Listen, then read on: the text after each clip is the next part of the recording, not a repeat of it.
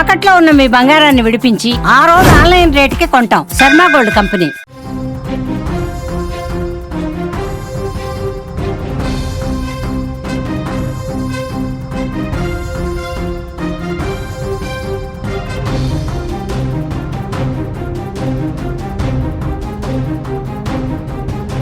Breaking news చూస్తున్నాం. ఇప్పటికే వాయిదాలోనే నిమిషప్రియ ఉరి ఉన్నట్లుగా తెలుస్తోంది. నిమిషప్రియకు క్షమాభిక్ష లభించేందుకు ప్రయత్నాలు అయితే చేస్తున్నారు. యమన్ నిమిషప్రియ కేసులో 8 మంది కీలక వ్యక్తులు ఉన్నట్లుగా తెలుస్తోంది. నిమిష కోసం save Nimishapriya international action council రంగంలోకి దిగింది. యమన్లో తలాల్ కుటుంబంతో నేరుగా మాట్లాడటానికి వీల్లేదు అంటున్నారు. చర్చలకు మధ్యవర్తిత్వం తప్పనిసరిగా నెలకొంది. 2020లోనే నిమిషకు ఉరిశిక్ష, నిమిషకు 2023లో బ్లడ్ మనీకి అవకాశం కల్పించారు. యమన్ పౌరుడు తలాల్ అబ్దో మహదీ హత్య కేసులో భారతీయ నర్స్ నిమిషప్రియకు జూలై 16న అమలు చేయాల్సిన మరణ శిక్ష చివరి నిమిషంలో వాయిదా పడిన విషయం మనందరికీ తెలిసిందే. అయితే ఇప్పటికే మరణ శిక్ష అమలు తేదీ ఇంకా ఖరారైతే చేయలేదు. అందువల్ల నిమిషప్రియకు క్షమాభిక్ష దొరికే అవకాశం లేకపోలేదు. అయితే నిమిష కేసులో మొదటి నుంచి 8 మంది వ్యక్తులు కీలకంగా వ్యవహరిస్తున్నారు. వారిలో నిమిషప్రియ కోసం 2020లో సేవ్ నిమిషప్రియ కౌన్సిల్ సభ్యులు కూడా ఉన్నట్లుగా తెలుస్తోంది. వారితో పాటు ఇంకా కొంతమంది ఇప్పటికీ నిమిషప్రియ కోసం పోరాడుతున్నట్లుగా మనకైతే తెలుస్తోంది.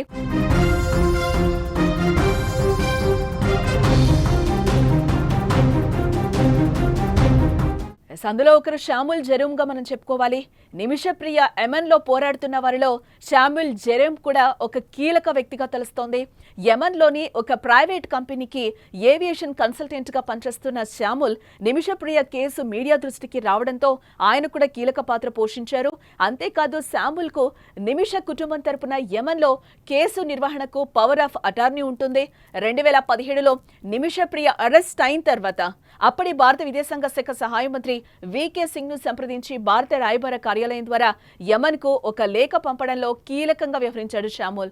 ప్రస్తుతం నిమిషప్రియ తల్లి ప్రేమ్ కుమారి అలాగే యమన్లో షాముల్ జెరూమ్ కుటుంబంతో కలిసి ఉంటున్నట్లుగా కూడా మనకి తెలుస్తోంది. అలాగే రెండో వ్యక్తి న్యాయవాది Deepa Joseph save Nimishapriya international action council vice చైర్పర్సన్గా వ్యవహరిస్తున్న ఈయన న్యాయవాది దీపా జోసెఫ్ కూడా నిమిషప్రియ కేసులో సహాయం అందించే ప్రయత్నం చేస్తోంది. అంతేకాదు నిమిషను రక్షించడానికి save Nimishapriya international action council విరాళాల ద్వారా నిధులు సేకరించింది. భారత విదేశాంగ మంత్రిత్వ శాఖ నియమించిన యమన్ న్యాయవాదికి ఈ కౌన్సిల్ దాదాపుగా 34 లక్షల రూపాయలు చెల్లించినట్టుగా కూడా మనకి సమాచారం అందుతోంది. తరువాత వ్యక్తి బబూజాన్ ముసా. ప్రస్తుతం కేరళలో ఉంటున్న save Nimishapriya international action council సభ్యుడు బబూజాన్ కూడా నిమిషప్రియ కేసులో తన వంతు ప్రయత్నం చేస్తున్నట్లుగా సమాచారం అయితే అందుతోంది. 2002 నుంచి 2015 వరకు యమన్లోని ఒక ముడి చమురు కంపెనీలో ప్రాజెక్టు మేనేజర్గా పనిచేసిన బబూజాన్ మహదీ కుటుంబానికి బ్లడ్ మనీ రూపంలో 8,5,00,00,000 రూపాయలు ఇచ్చేందుకు నిమిష కుటుంబం సిద్ధమని బబూజాన్ కూడా ప్రయత్నం చేస్తున్నారు. కానీ మెహదీ కుటుంబం నిమిషకు క్షమాభిక్ష ప్రసాదించేందుకు ఆసక్తి ఇప్పటి వరకు కూడా చూపడం లేదు.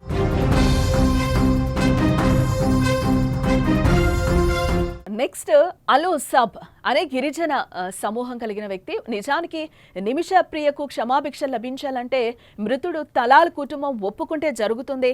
అయితే యమన్లో అనేక గిరిజన సమూహాలుంటాయి. వారికి యమన్ రాజకీయాలపై గట్టి పట్టు కూడా ఉంటుందని తెలుస్తోంది. మృతుడు తలాల్ అబ్దో మహదీ కూడా అల్ ఉసాబ్ అనే గిరిజన సమూహానికి చెందినవారు. నిమిషప్రియ విషయంలో మహదీ కుటుంబం నుంచి క్షమాపణ పొందడం అంత తేలికైన పనేం కాదు. ఎందుకంటే నిమిష కుటుంబం లేదా షామిల్ జెరూమ్ వారితో నేరుగా మాట్లాడలేరు. ఇది కొంతమంది గిరిజన నాయకుల ద్వారా మాత్రమే చేయగలుగుతారు. మెహదీ కుటుంబంతో షామ్యుల్ జెరూమ్ చర్చలు జరపడానికి సహాయం చేసే కీలక వ్యక్తుల్లో ఒకరు షేక్ అబ్దుల్ మాలిక్ అల్ నెహ్యా. ఆయన అలూసబ్ గ్రూప్ కు షేక్ గా కూడా వ్యవహరిస్తూ ఉంటారు. యమన్ లో షేక్ ను ఒక జాతి సమూహానికి నాయకుడిగా పరిగణిస్తారు. మృతుడి కుటుంబంతో మాట్లాడాలంటే గిరిజన నాయకుల ద్వారానే అది అవుతుంది అని చెప్తున్నారు.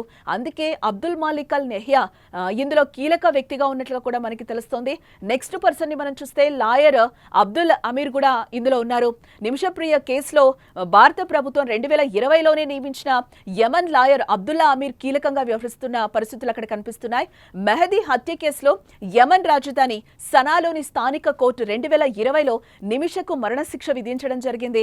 ఆ తర్వాతే అబ్దుల్లా అమీర్ ను ఈ కేసులో నియమించడం జరిగింది. యమన్ సుప్రీంకోర్టులో అప్పీల్ దాఖలు చేశారు. అలాగే 2023 నవంబర్లో అప్పీల్ కొట్టేసి మరణశిక్షను సమర్థించినప్పటికీ కూడా నిమిషకు బ్లడ్ మనీ అవకాశం ఉండేలా అబ్దుల్లా అమీర్ చర్యలు తీసుకోవడం కూడా జరిగింది. నెక్స్ట్ ఇందులో ఉన్న పర్సన్ అంటే నిమిషకి సపోర్ట్ చేస్తున్న వ్యక్తి లాయర్ కె బాలచంద్రన్ కూడా ఉన్నారు. 2018లో శ్యాముల్ ద్వారా నిమిష కేసు మీడియాలోకి వచ్చిన తర్వాత న్యాయవాది KL Balachandran Kerala NRI commission ముందు నిమిష తరపున హాజరై ఆమె పరిస్థితిని వివరించడంతో కీలకంగా వ్యవహరించినట్లు కూడా మనకు తెలుస్తోంది. ఇటు మరోవైపు భారత ప్రభుత్వం కూడా నిమిష ప్రియను కాపాడేందుకు ప్రయత్నాలు ఇప్పటికి కూడా చేస్తోంది. వీరందరితో పాటు నిమిష ప్రియ తల్లి అత్యంత కీలక పాత్ర అని కూడా ఇందులో చెప్పొచ్చు. ఎందుకంటే తన కూతురు కోసం అప్పులు చేయడమే కాకుండా కేరళలో తనకున్న ఆస్తులన్నీ కూడా అమ్ముకొని తన కూతుర్ని కాపాడే ప్రయత్నం చేస్తోంది ఆ తల్లి. ఇన్ని ప్రయత్నాలు చేస్తున్నా మృతుడి కుటుంబం నుంచి సానుకూల సమాధానాలు వస్తున్నట్లయితే ఇప్పటి వరకైతే కనిపించడం లేదు. ఇప్పటికీ బాధిత కుటుంబం మాత్రం తాము బ్లడ్ మనీకి ఎన్నటికీ అంగీకరించబోమని తేల్చి చెప్తోంది ఆ కుటుంబం. దీంతో ఏం జరుగుతోందన్న ఉత్కంఠ అయితే నిమిషప్రియ విషయంలో రోజు రోజుకి పెరుగుతూ ఉంది.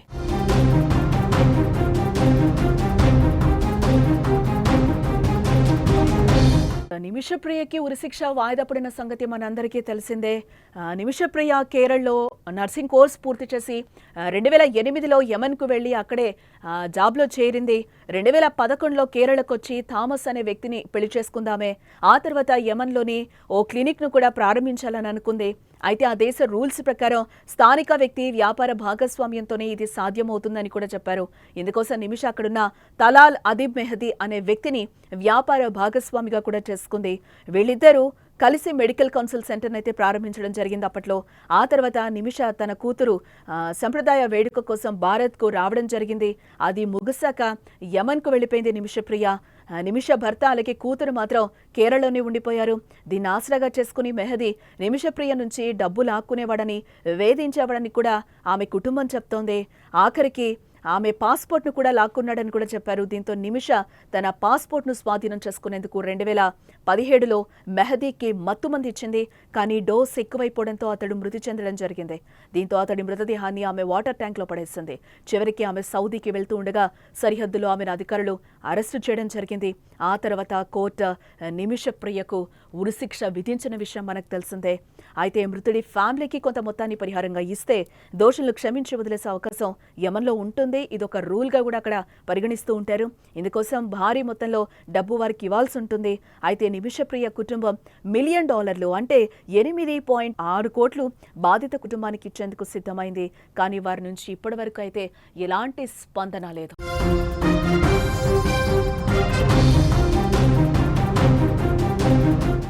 నిమిషప్రియకైతే ఉరిశిక్ష వాయిదా పడిన విషయం మన అందరికీ తెలిసిందే. దీనికి సంబంధించి కేంద్రం కూడా నిమిషప్రియని ఉరి నుంచి తప్పించాలని కూడా చాలా ప్రయత్నాలు చేస్తుంది. బ్లడ్ మనీ ఏదైతే ఉందో యమన్లో అది ఇవ్వచ్చు ఆ కుటుంబానికి, బాధిత కుటుంబానికి అని కూడా అక్కడ కొన్ని చట్టాలు చెప్తున్నాయి. బట్ ఏదైతే బాధిత కుటుంబం ఉందో ఆ బ్లడ్ బ్యాంక్ తీసుకోవడానికి, బ్లడ్ మనీని తీసుకోవడానికైతే ఇప్పటి వరకు వాళ్ళు ఆ కుటుంబం యాక్సెప్ట్ చేయట్లేదు. తలాల్ బ్రదర్ ఎవరైతే ఉన్నారో తను అసలు ఉరిశిక్ష పడాల్సిందే అని కూడా ఒకంత ఆయన వాదిస్తున్న పరిస్థితులు కనిపిస్తున్నాయి.